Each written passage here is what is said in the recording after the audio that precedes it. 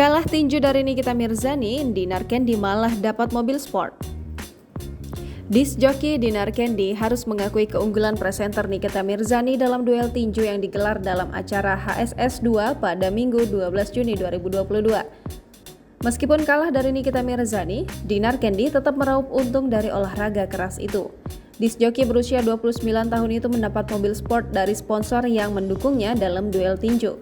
Dinar Kendi bersyukur lantaran persiapan tinjunya kemarin mendapat dukungan penuh dari sponsor. Apalagi ia sempat menghentikan pekerjaannya sebagai DJ untuk sementara waktu. Seperti diketahui, Nikita Mirzani berhasil mengalahkan Dinar Kendi sampai dengan ronde terakhir.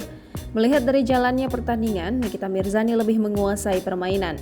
Beberapa kali pukulan Nikita membuat Dinar kewalahan. Sementara, Dinar terlihat bertahan dan menunggu momen yang tepat untuk membalas pukulan Nikita Mirzani.